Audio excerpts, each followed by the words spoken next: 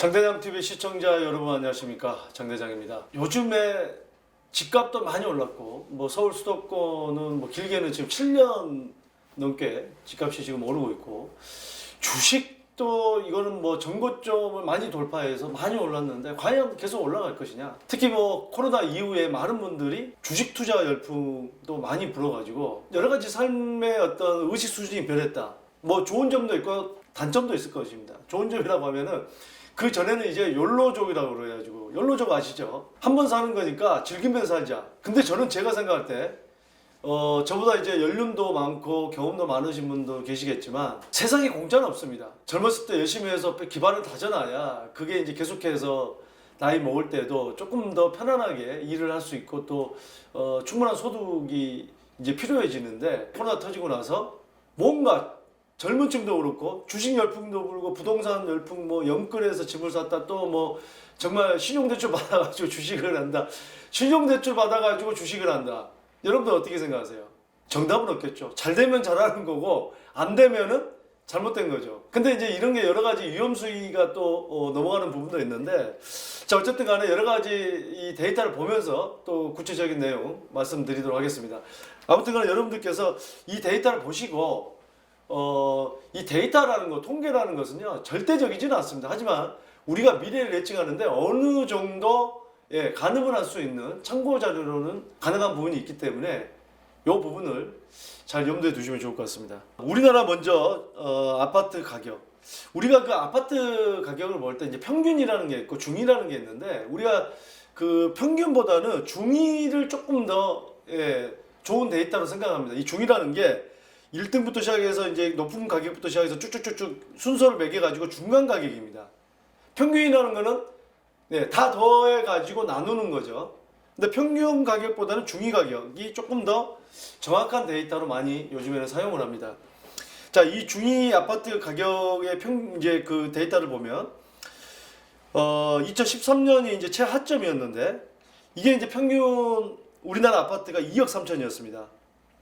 지금 평균은 3억 7천입니다. 그렇기 때문에 61%가 2013년부터 저점에서 지금은 전고점을 뚫었죠. 전고점을 훨씬 뚫고 나서 올라간 게 3억 7천이고요. 그래서 61% 상승했는데, 자, 미국 주택 가격을 보겠습니다. 미국이 지금 2008년 부터 해서 쭉 내려가기, 이게 지금 우리나라 데이터 조금 이따 또 계속해서 보시겠습니다만, 우리나라는요, 이 데이터 통계부터가 정확하게 잡을 필요가 있다고 생각합니다. 지금 이제 한국감정, 그러니까 이제 한국부동산원이라고 하는데, 민간 기업들 부동산 124나 KB라든지 이런 곳에서도 시세를 조사하고 있습니다만, 좀 더 명확한 통계 자료를 모을 필요는 있습니다. 요즘에 이제 그런 움직임들이 많이 보이고는 있습니다만, 진작에 그렇게 했었어야 우리가 여러 가지 정책을 펴고 하는데 많은 실수를 줄이고 할 수 있는 부분이 있는데, 자, 미국은 지금 현재까지 해서 72% 상승했습니다. 그렇기 때문에 우리 한국의 아파트 가격이 많이 올랐다 이렇게 얘기들 하는데, 미국은 훨씬 더 올랐단 말이에요. 10%가 더 넘게 우리보다 올랐다는 거예요. 제가 그 미국 아마 제 방송을 꾸준히 보신 분들은 알겠지만, 2017년 여름에 제가 미국에 가서 LA 근교에 있는 집들, 또 샌프란시스코 가서 실리콘밸리나 샌프란시스코 집들, 또 시애틀 가서 빌 게이츠 사는 동네까지 벨뷰라는데, 또 샌프란시스코 근교에 실리콘밸리는 애플의 잡스가 사는 그런 동네도 봤습니다만, 미국은요, 다운타운에서 조금만 나가면 다 단독주택입니다. 어떻게 보면 되게 저한테는 신선했어요. 왜냐하면 우리나라는 무조건 아파트인데, 근데 거기는 땅덩어리가 엄청나게 크잖아요. 땅덩어리가 우리나라의 거의 100배 되나? 인구는 3억이니까 6배 정도 되고, 땅덩어리는 100배인가 얼마 될 거예요. 아마 그 데이터 쳐보면 나올 텐데. 근데 인구 밀도가 우리가 그렇게 따지면은 우리나라가 훨씬 높은 거죠. 땅덩어리에 비해서. 인구 밀도가 높은데, 그러면 미국이 훨씬 인구 밀도가 작아요.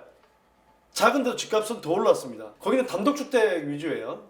그래서 미국 주택 가격은 자 이렇고요. 자, 그러면은 미국 주택 가격하고 조금 전에는 우리나라 전체 아파트 가격이었고, 지금 서울 아파트로 비교를 해보면 조금 더 그래프가요, 2006년부터 여기는 데이터가 있는데 이렇게 올라가다가 이런 흐름, 이 미국하고 거의 비슷합니다. 희한하게 미국, 뭐 우리나라 경제가 미국이나 중국의 영향을 많이 받죠. 당연히. 지금 이제 엊그저께도 그 미국의 국채가 그 금리가 2.3%? 우리는 2.85%인가요? 뭐 그렇습니다. 2.3%로 지금 올랐다고 하니까 우리나라에 있는 증시의 돈이 다 많이 빠지는 게 아닌가 뭐 이런 얘기를 하는데 뭐 그런 영향이 글쎄요 뭐 받을 수도 있고 안 받을 수도 있겠습니다만 우리가 단순하게 뭐가 올랐으니까 뭐가 빠지겠다 이게 단순한 논리는 아닙니다. 경제는. 하지만 그런 확률이 있다는 거죠. 왜냐하면 미국 국채라고 하면 국채라는 것은 돈을 이렇게 많이 뿌렸기 때문에 다시 어느 정도 빨아들이는 역할을 할 수도 있고 국채라는 거는 나라에서 발행을 하는 거잖아요. 그렇기 때문에 국채를 산다는 것은 그만큼 안정성이 있기 때문에 기업이나 개인들이 많이 사죠. 저도 제가 멕시코 페맥스를 사서 6개월 만에 13% 수익을 올리기도 했습니다만 뭐 제가 뭐 이 투자를 잘해서 뭐 올리는 건 아니죠. 뭐 그렇게 여러 가지로 또 추천해줘서 이렇게 한 부분도 있습니다만 국채를 발행을 하면은 그렇게 안정된 부분이 있기 때문에 돈을 빨아들이는 역할을 한다. 다른 한편으로는 그 돈을 가지고 쓸 수 있는 거죠. 그러다 보니까 미국 지금 뭐 바이든 대통령이 되고 나서 그 전부터 이제 코로나 때문에 돈을 많이 뿌렸습니다만 2,100조 정도 되는 돈을 이제 뿌릴 예정이기 때문에 국채를 발행해서 어느 정도 그걸 충당할 수도 있고 또 좀 경영 사정이 안 좋은 회사들한테 그걸 또 투자를 할 수도 있는 거죠. 국채가 있고 회사채가 있고 그래서 이런 부분들 국채의 어떤 그 수익률 금리 또 회사채 수익률 이거 뭐죠? 신용도가 낮을수록 금리가 높아야 돈을 끌어들일 수 있겠죠. 자, 여러분들 보세요. 여러분들 주변에 A라는 친구가 있고 B라는 친구가 있어요. A라는 친구는 신용도가 굉장히 좋아요. 그리고 이 친구는 좀 자금력도 있어. 내가 급한데 돈이 필요하니까 1,000만 원만 빌려줘.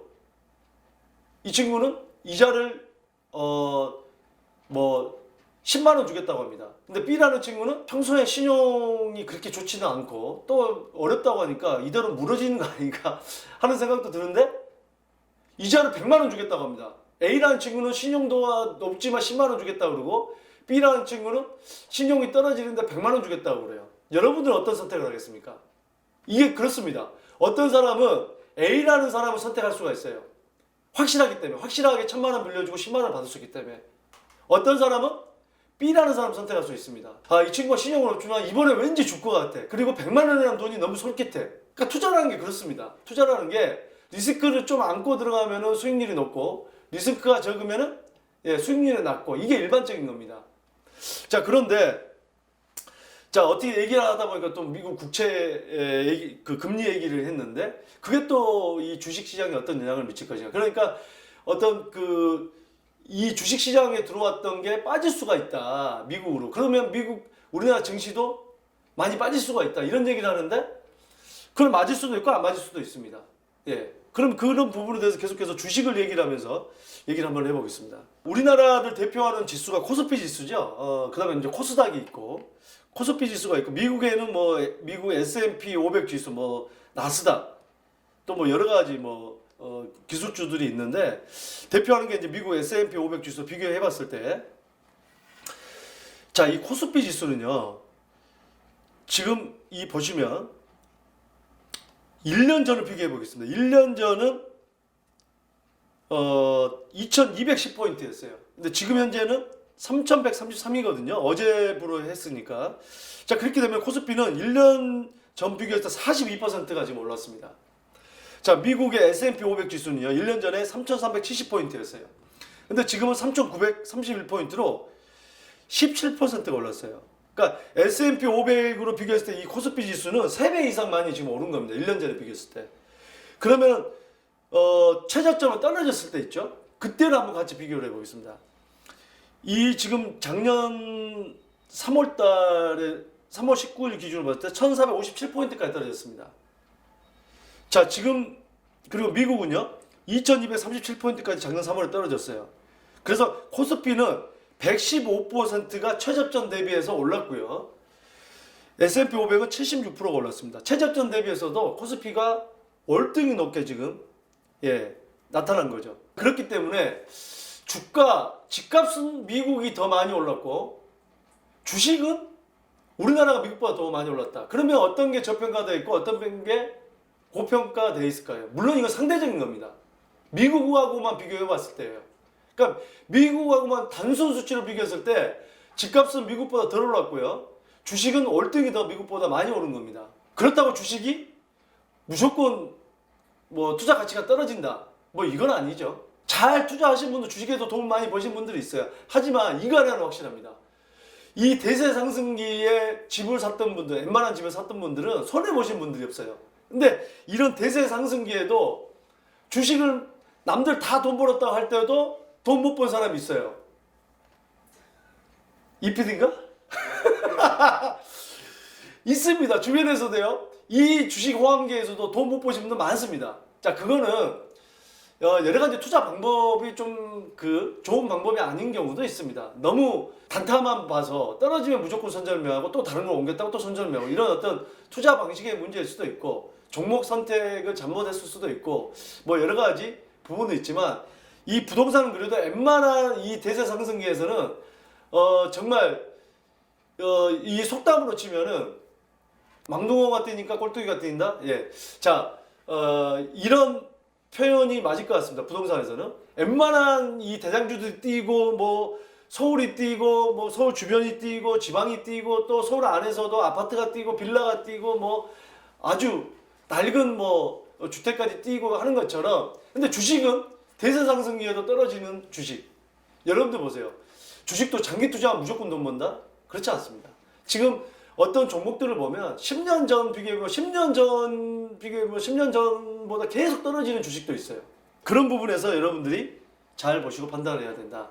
하지만 주식은 최근 1년 동안은 핫했다. 그래서 돈 버신 분도 많다. 저도 뭐 주식으로 해서 수익을 내봤으니까 이런 얘기도 또 드리는 건데 자, 어쨌든 제가 이제 드리는 말씀은 우리 부동산 하면서 여러 가지 경제라든지 또 우리나라 경제는 미국이나 중국의 영향을 많이 받기 때문에 특히나 이런 부분들을 종합적으로 공부를 하면서 여러분들께서 준비를 하시면 좀 더 선택을 하는데 예측을 하는데 도움이 되지 않을까 생각합니다. 자, 오늘 이 자료가 여러분들